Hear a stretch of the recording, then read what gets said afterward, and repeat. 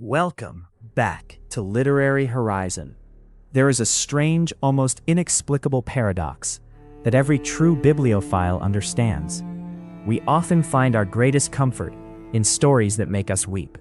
We walk into libraries and bookstores, our fingers grazing the spines of thousands of worlds, specifically looking for the one that will reach inside us and pull at our heartstrings. But why do we seek out sadness? As a student of literature, I've spent years analyzing the structure of tragedy and the mechanics of catharsis. But beyond the academic theories, there is a simpler truth. We read sad books because they make us feel more alive. They remind us that our own pain is not a solitary island, but part of a vast, global continent of human experience. When a writer captures a moment of raw, unshielded vulnerability, the kind of grief that feels too heavy for words, they create a bridge. Today I am crossing that bridge to share a very personal list. These aren't just sad books. These are the masterpieces from my roots in Bengal and the giants of the Western canon that fundamentally changed me. These are the books that made me cry. Let's look at the stories that remind us what it means. We begin in the green, rain-soaked landscapes of rural Bengal with Bibhutibhushan Bandyopadhyay's Pathar Panchali, or The Song of the Little Road. While many international audiences know this story through the cinematic genius of Satyajit Ray, the original novel contains a lyrical, descriptive depth that is almost sacred. The story revolves around a young boy, Apu, and his older sister, Durga. They live in the village of Nishindipur, a place that is as beautiful as it is cruel. Their family exists in a state of abhab, a word that doesn't just mean poverty. It describes a constant, hollow lack of life's basic necessities.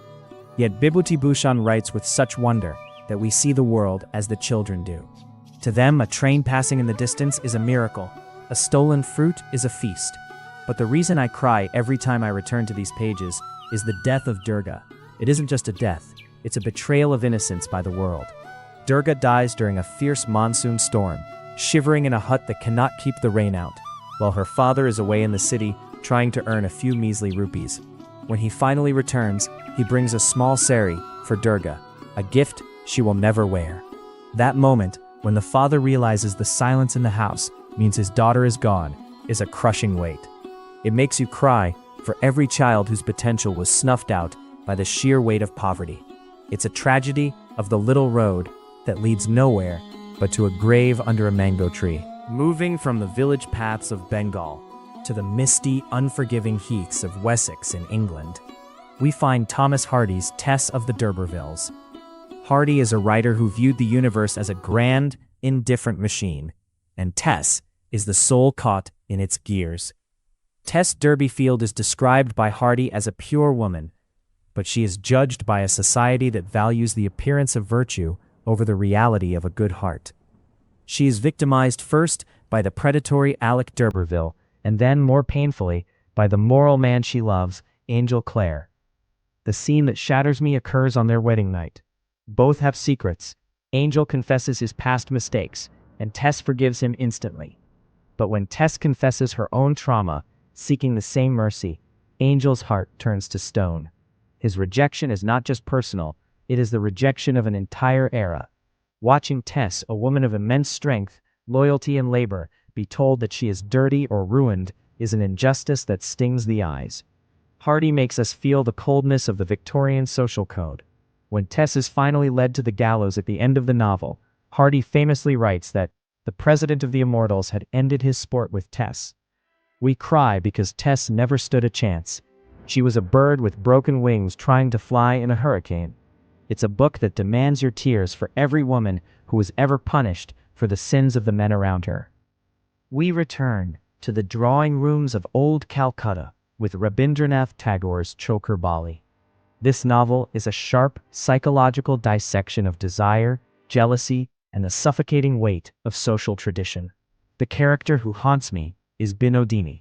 In the early 20th century, a young widow in India was a non-person. She was expected to wear white, eat bland food, and effectively die while still breathing.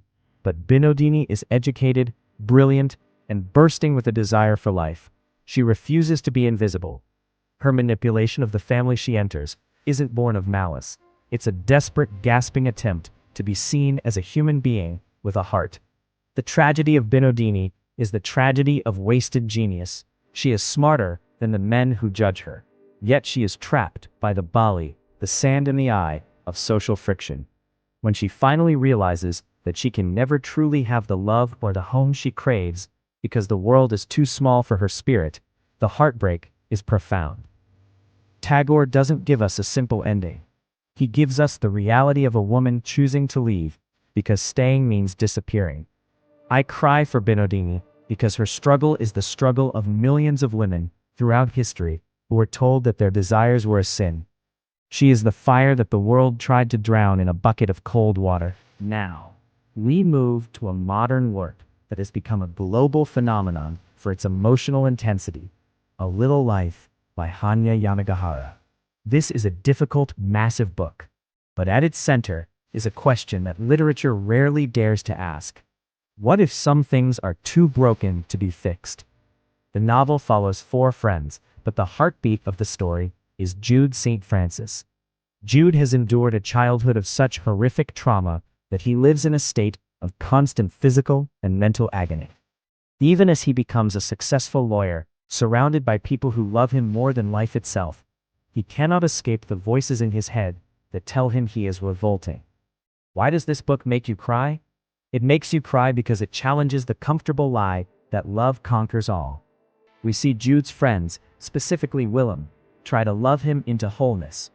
We see them try to provide a sanctuary for him, but Jude's scars are etched into his very bones.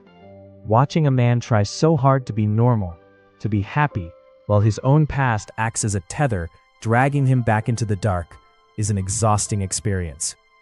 By the end of the book, your tears are a mix of grief and relief. You cry because Jude's little life was so full of pain, but also so full of a beauty that he could never quite believe he deserved. Finally, I want to end with a work that brings a different kind of tear. Not the jagged tears of trauma, but the soft, luminous tears of spiritual realization. I am talking about Tagore's Gitanjali, the Song Offerings. This collection of poems won Tagore the Nobel Prize, and for good reason. It is a conversation between the soul and the infinite. There is a specific poem where Tagore writes about the end of life, comparing death to a guest who must be welcomed with honor. He writes, "I will set before my guest the full vessel of my life. I will never let him go with empty hands." When I read these poems, I cry because they are so deeply, painfully beautiful. They remind us that even in our losses, there is a rhythm. Tagore takes the universal fear of death and the sorrow of parting and turns them into a song of surrender. These are the tears that heal. They are the tears of catharsis in its purest form.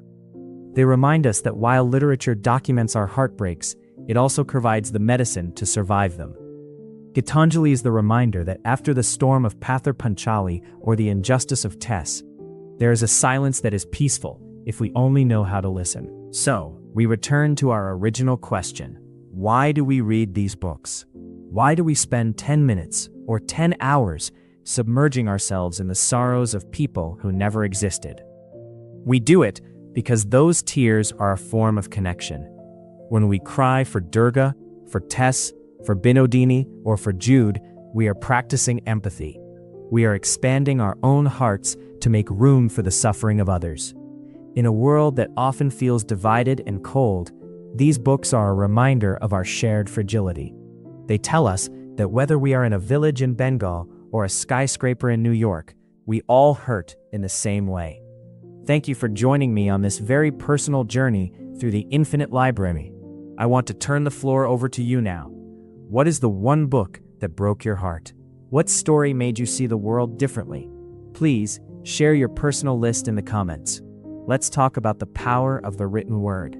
If you found this video meaningful, please consider subscribing to Literary Horizon. We have so many more stories to explore, and so many more horizons to reach. Until next time, keep reading, and never be afraid to feel.